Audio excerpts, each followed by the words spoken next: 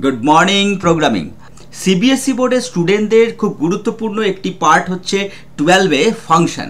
এই ফাংশনে পাইথনে আমরা ডেফ কিওয়ার্ড ইউজ করি। আমাদের আগের ক্লাসে আমরা পড়েছি ফাংশন কেন, কী জন্য ইউজ করব, অ্যাডভান্টেজ কী। আজকে আমরা ছোট্টভাবে শিখব ডেফ কিওয়ার্ড। যদিও না জানলেও চলে, কিন্তু ডেফ কিওয়ার্ডের ফাংশনটা জানলে তোমাদের যে নলেজ সেটা ফাংশন সম্পর্কে সম্পূর্ণ চেঞ্জ হবে। তাই বলবো, নলেজ যদি বাড়াতে চাও অবশ্যই পাইথন নিয়ে যারা পড়াশোনা করছো বা সিবিএসই বোর্ডে যারা পড়াশোনা করছো 11-12-এ তাদের ডেফ কিওয়ার্ড কেন ইউজ করছি সেই বিষয়টাই আজকে আমাদের ক্লাস। আমি দেবাশিস দেবনাথ, সিবিএসই আইসিএসসি বোর্ডের দীর্ঘদিন প্রিপারেশন দিচ্ছি। তোমরা যদি ফ্রিতে ক্লাস চাও অবশ্যই আমাদের হোয়াটসঅ্যাপ, ফেসবুক এবং ইউটিউবের চ্যানেলে যোগাযোগ রাখতে পারো। আজকে আমাদের ক্লাসে শুধুমাত্র ডেফ কিওয়ার্ড। ডেফ কিওয়ার্ডের আগে আমরা এই দুটো ক্লাস অলরেডি করে নিয়েছি এবং পরে আরও এই ক্লাসগুলো আমাদের আছে, তোমরা দেখে নেবে। সবার প্রথমে আমাদের জেনে নিই যে আমরা একটা ফাংশনকে যখন ডিফাইন করি তখন সেখানে কি কি লিখি। ফাংশনকে ডিফাইন করার আগে আমাদেরকে লিখতে হয় ডেফ। ডেফ হচ্ছে একটা কিওয়ার্ড। কিওয়ার্ড কাকে বলে? Reserved word. মানে এই ডেফের স্পেলিং আমি DEF লিখতে পারি না, DEF লিখতে পারি না, আমাদেরকে ডেফই লিখতে হবে। এটা রিজার্ভড ওয়ার্ড। এবং এই ডেফ কিওয়ার্ডটা লিখলে তার একটা বিশেষ পরিবর্তন চলে আসে সেই ভ্যারিয়েবল বা ফাংশনের নামে। কীরকম? এই যে নামটা দেওয়া হয়েছে ডেফের পর, ফাংশন নেম, অর্থাৎ এটা হচ্ছে কোনো একটা নাম। আমি আমার নাম দিতে পারি, তোমার নাম দিতে পারো, বা আমরা কোনো আমাদের মতো করে নাম দিতে পারি, যেমন হচ্ছে সাম, অ্যাড, F1, এরকম যে কোনো নাম আমরা কিন্তু এখানে ইউজ করতে পারি। এখানে আমরা যে ভ্যারিয়েবলসগুলো লিখব সেগুলো হবে আমরা বলবো প্যারামিটার্স।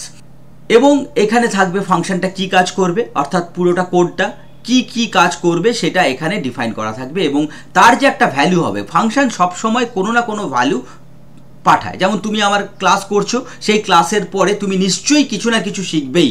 সুতরাং আমি যে ফাংশনালিটিটা বা আমি যে ফাংশনটা এখানে করছি সেই ফাংশনের দরুন আমার এখান থেকে তোমার কাছে কিছু রিটার্ন যাবেই। ঠিক সেরকম কোনো একটা ফাংশন অবশ্যই অবশ্যই সে কোনো না কোনো একটা ভ্যালু রিটার্ন করবে। দেখো, আমরা আগের ক্লাসে শিখে ফেলেছি ফাংশন হলো একটা ফার্স্ট ক্লাস ভ্যারিয়েবল, এবং কেন ভ্যারিয়েবল বলা হচ্ছে ফার্স্ট ক্লাস সেটাও আমরা জেনে ফেলেছি। কিন্তু আমরা পাইথনে যখন কোনো ভ্যারিয়েবলকে ডিক্লেয়ার করি, এই যে ভ্যারিয়েবলকে আমরা ডিক্লেয়ার করছি, তখন আমাদের কিন্তু কোনো কিওয়ার্ড লাগে না। যেমন সিতে লাগে ইন্ট, ফ্লোট লাগে, ক্যার লাগে, কিন্তু এই পাইথনে কোনোভাবেই আমরা কোনো কিওয়ার্ড ইউজ করি না। শুধুমাত্র a=5 যদি লিখি তাহলেই 5-এর ভ্যালু এতে চলে যায় এবং বাই ডিফল্ট এ হয়ে যায় ইন্টিজার টাইপের ভ্যারিয়েবল। আবার এক্ষেত্রেও যখন আমরা ফ্লোট লিখছি তখন আমাদেরকে সি এর মতো ফ্লোট লিখতে হচ্ছে না কিওয়ার্ড। আমরা 3.5 মানে পয়েন্টের কিছু নাম্বার দিয়ে দিলেই বি কিন্তু অটোমেটিক্যালি ফ্লোট ভ্যারিয়েবল হয়ে যাচ্ছে। পাইথনের সমস্ত কিছুই অবজেক্ট হিসেবে কাজ করে। অবজেক্ট মানে কোনো ক্লাসের ভ্যারিয়েবল। এই যে যখন আমরা a=5 করেছি, b=3.5 করেছি, তার মানে এ হয়ে গেছে ইন্টিজার ক্লাসের ভ্যারিয়েবল এবং বি হয়ে গেছে ফ্লোট ক্লাসের ভ্যারিয়েবল, অর্থাৎ ফ্লোট ক্লাসের অবজেক্ট এবং এ হলো ইন্টিজার ক্লাসের অবজেক্ট। সুতরাং আমাদের প্রশ্নটা এখানেই যে এ যখন আমরা ভ্যারিয়েবলকে ডিক্লেয়ার করছি, কোনো একটা ভ্যারিয়েবলকে ডিক্লেয়ার করছি, তখন আমাদের কোনো কিওয়ার্ড লাগছে না। কিন্তু যখন আমরা ফাংশন ভ্যারিয়েবলকে ডিক্লেয়ার করছি তখন আমরা ডেফ কিওয়ার্ডটা কেন লাগাচ্ছি। এই ডেফের স্পেশালিটিটাই তোমাদেরকে একটা খুব সহজ উদাহরণ এবং ইন্টারেস্টিং উদাহরণ দিয়ে বলছি, চলো, আশা করি তোমাদের ভালো লাগবে। ডক্টর সচিন তেন্ডুলকর প্রথম ইন্টারন্যাশনাল 100টা সেঞ্চুরি হওয়ার পর এবং ক্রিকেটে বিভিন্ন অবদানের জন্য তিনি এই ডক্টর উপাধিটা কিন্তু পেয়েছিলেন।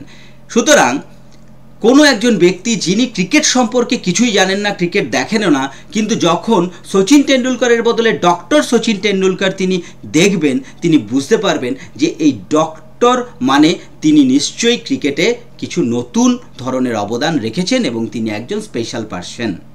যেমন একটা ডক্টরেট ডিগ্রি বা ডক্টর কথাটা কোনো পার্সনের নামের আগে যখন বসে তাকে একটা স্পেশাল মানুষ হিসেবে আমরা গণ্য করি, ঠিক সেরকমই এই ডেফ কথাটাও যখন কোনো একটা ভ্যারিয়েবলের আগে বসে সে নতুন ধরনের একটা ফিচার্স পায়।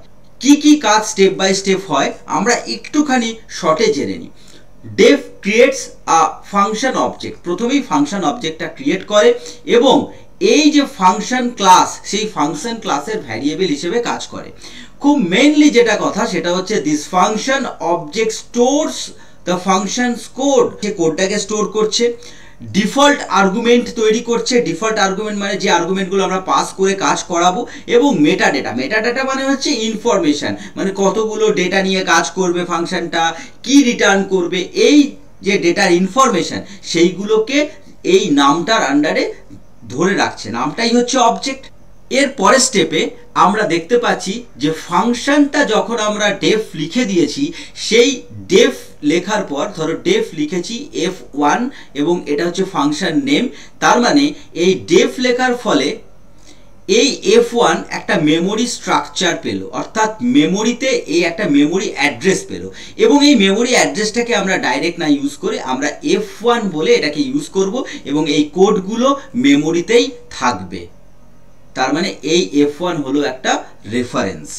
যখন আমরা ডেফ লিখে ফেলেছি already, they can be assigned to variable, মানে একটা ফাংশন যখন এই যে f1 তৈরি হয়েছে এই ফাংশনটা আমরা একটা ভ্যারিয়েবলে কিন্তু কপি করতে পারবো।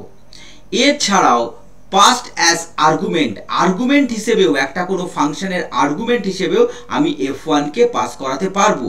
সুতরাং এই ডেফ কিওয়ার্ডের জন্যই ফাংশন ভ্যারিয়েবল পাচ্ছে স্পেশাল তকমা যার নাম ফার্স্ট ক্লাস ভ্যারিয়েবল।